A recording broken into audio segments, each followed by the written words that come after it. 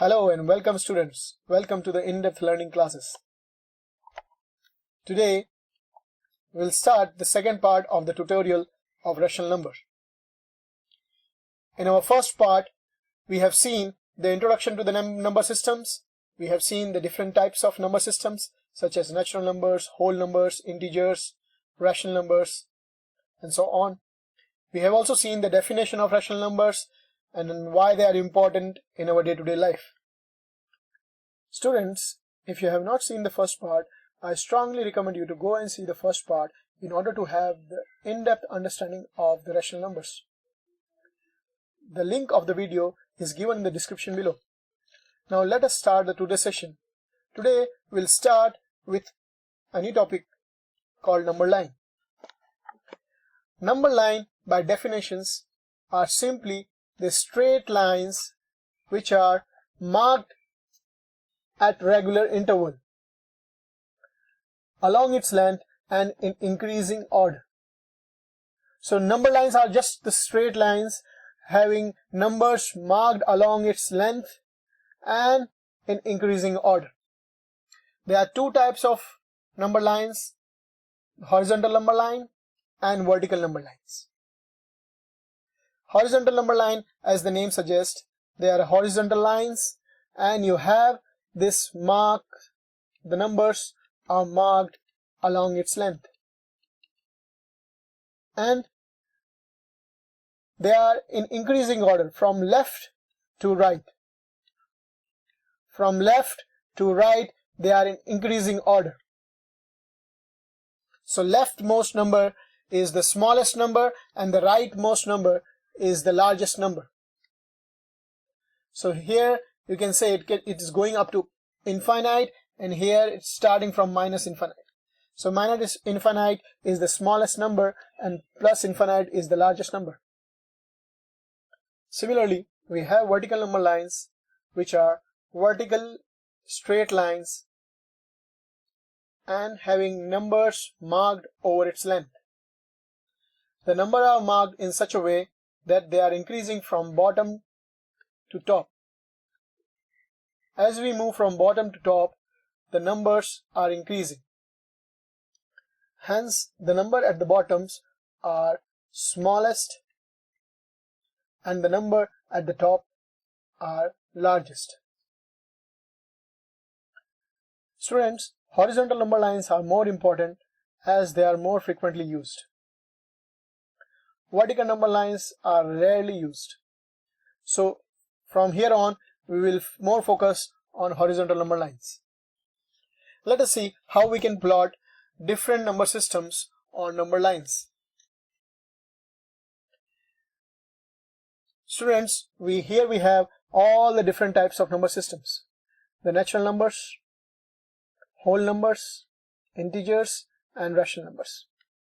As we have seen in our first part of tutorial, we know that natural numbers start from 1 and they goes up to infinite. So they start from 1, 2, 3, 4 and so on up to infinite. So this is how we can place the natural numbers on the number line. And you see that there is a starting point here which is 1. Similarly, the natural numbers were updated to whole numbers and there is a new number which was added to the whole number, that is 0. So here in whole numbers the number line starts from 0 and it goes up to infinite. So if you see, there is no difference except the number 0. Similarly, we know that integers are the negative numbers, 0 and positive numbers. So if you plot the integers on the number line, this is how we'll get the number line. So it starts from negative minus infinite to plus infinite. So we have a negative numbers, then we have 0, and then we have positive numbers. So they are all placed in increasing order of their value. Similarly, the integers were updated to rational numbers, and rational numbers includes all the fractions and decimals in between the integers. So students, if you see how the rational numbers are placed on the number line, you can clearly see that there are decimals such as -3.5, -2.5, which are placed in between integers, which are -3, -2, -1, 0, 1, 2, 3, and 4, and so on. So these circles are integers, and in between you have various rational numbers. These are just some examples. 2.5, 1.5, 0.5 are just some examples. There are many other rational numbers in between them, such as -2.6, -2.7, -2.8, and so on. From 0 to 1 you can have many rational numbers such as 0.1, 0.2, 0.3, 0.4, 0.8, 0.9, and so on. So students, it is very important to note that rational numbers include all the integers and also all the numbers in between any two integers. So there are various numbers which are there between integers, and they are all part of the rational numbers. So rational number are the comprehensive numbers which includes integers as well as all the numbers in between the integers. Students, let us see how rational numbers can be represented on the number line in fraction form. As we know that rational numbers can be written in the form of p by q. So if we represent the rational numbers on number line, this is how we can represent. So rational number starts from -infinite and it goes up to +infinite. So here we have negative rational numbers, then we have 0 and positive rational numbers. Students, you can convert these fractions into decimal again to understand that they are nothing but the same. 1 by 2 can be written as 0.5. Similarly, 2 by 2 is 1. 3 by 2 is 1.5. 4 by 2 is 2, and so on. Similarly, on negative side, -1 by 2 is -0.5. 2 by 2, -2 by 2 is -1. -3 by 2 is -1.5. And -4 by 2 is -2, and so on. So fractions and decimals are interrelated. This is one of the other examples of number lines of rational numbers. Here you have the interval is 0.2. The difference between any two consecutive rational numbers is 0.2.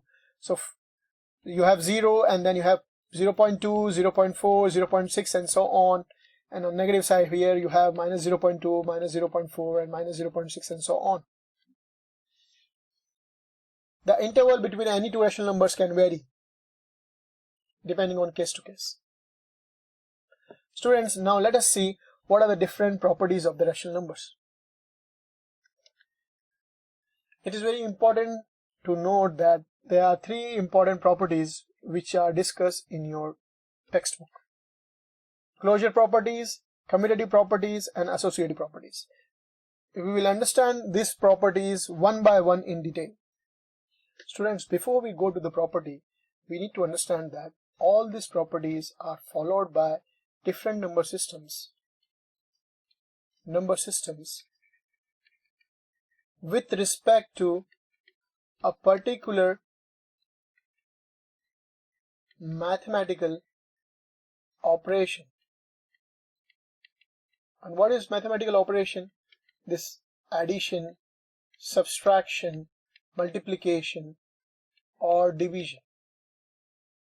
So sometimes a number systems will follow closure property for addition.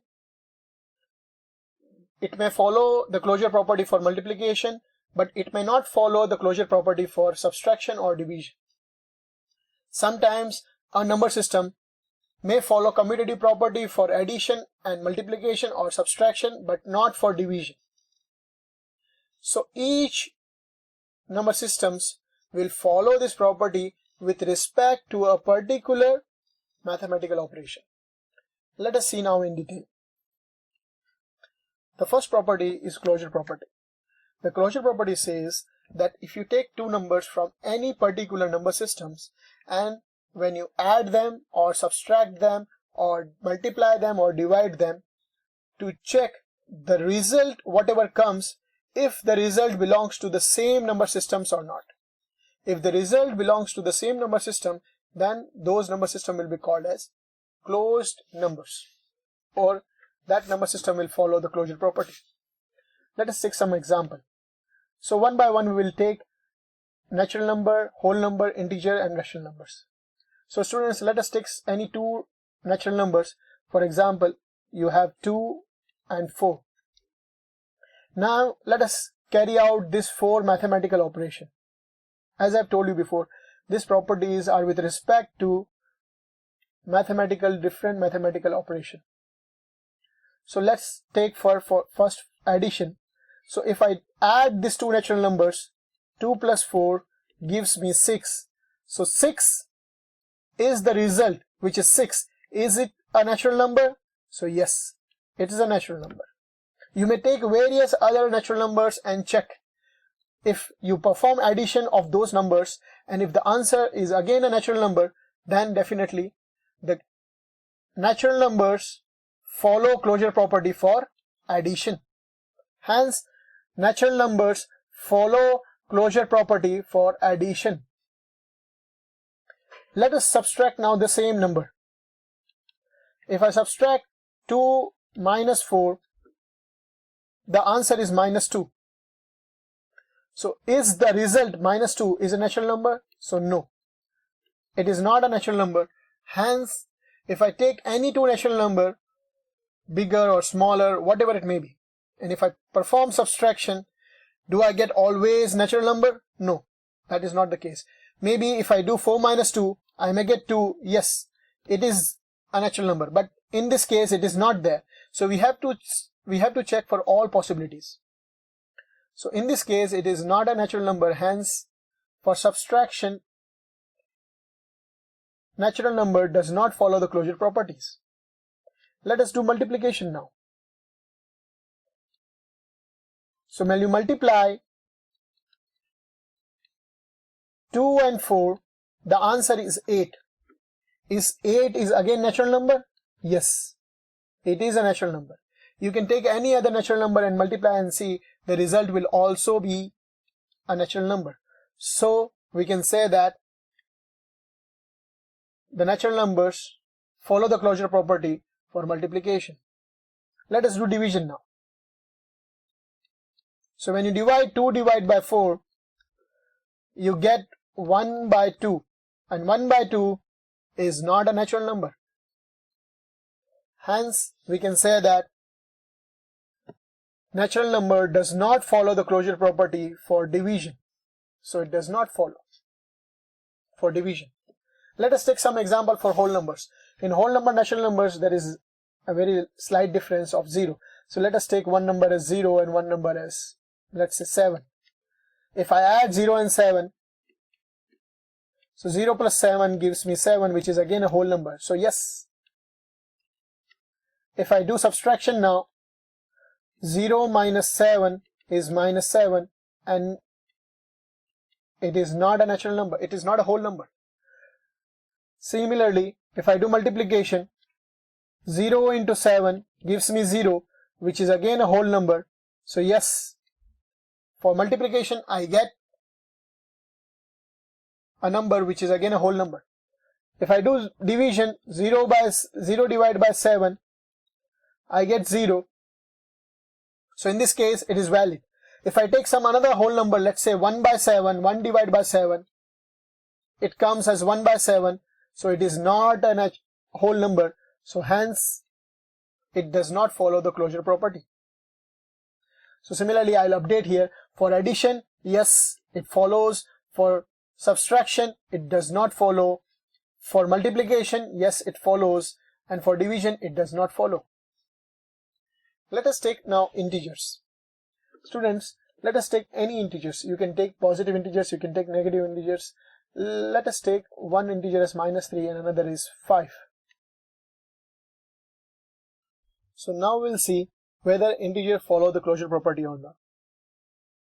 So we will see, like we have done earlier, we will perform addition and then subtraction and multiplication and then division of these two integers, and then we will check whether the result, whatever we get, are integers or not. Let us do one by one. First, addition. So adding -3 and 5, we get +2. So yes, it is integer, so hence in addition it follows closure property. For subtraction, -3 minus 5, we get -3 minus 5, we get -8. So yes, this is also integer. -8 is an integer, negative integer. So we can say that yes, after subtraction of the two integer we get an integer, so it follows a closure property. Similarly, for multiplication, -3 into 5, we get -15. So yes, -15 is also a rational integer. So yes, it follows closure property. Let's perform division now.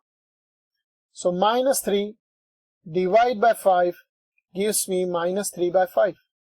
So -3 by 5 is not an integer, it is a rational number. In fact, it is a negative rational number. So no, it does not follow the closure property. So here I'll update again that integers for addition, they follow closure property. For subtraction, they follow closure property. For multiplication, they follow closure property, but for division, they do not follow closure property. Let us take now rational numbers. Let us take any two rational numbers and check whether they follow closure property or not. So let us take some two examples like 1 by 2 and -3 by 4. So if we perform addition, 1 by 2 plus -3 by 4, we get 4 as a LCM, and 2 minus 3 will get -1 by 4. So yes, -1 by 4 is a rational number, it is a negative rational number. So rational numbers follow closure property in addition. Let us perform now subtraction. So 1 by 2 minus of -3 by 4 will give us 5 by 4. If you simplify, you will get 5 by 4. So 5 by 4 is also a rational number. So we can say that subtraction of the two rational number gives you a rational number. So yes, it follows the closure property for subtraction. Let us do multiplication now. So 1 by 2 into -3 by 4 gives you -3 by 8. So -3 by 8 is also a rational number. So we can say that multiplication of the rational numbers follow the closure property. Let us perform now division to check whether it follows the closure properties. So dividing 1 by 2 to -3 by 4, you simplify this, you will get -2 by 3. So yes, -2 by 3 is again a rational number, hence it follows a closure property. But there are some conditions. There are some cases where rational number does not follow closure property while division. Let us see some of these cases. Let us take one example, such as the first rational number is 3 by 1 and the second rational number is 0. So if you divide 3 by 1 to 0, you will get simply 3 by 0. Now if you remember the definition of rational numbers, the rational numbers are any numbers which can be written in the form of p by q, where q cannot be equal to 0. So if you see 3 by 0, 3 by 0 is not a rational number. It is indefinite.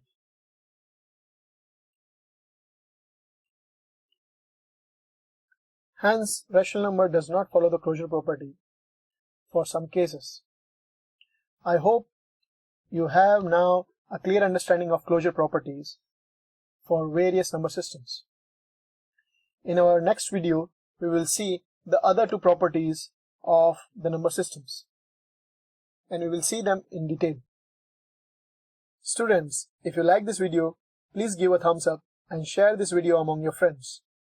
If you wish to see the similar videos in future, please subscribe the channel and press the bell icon. Thank you.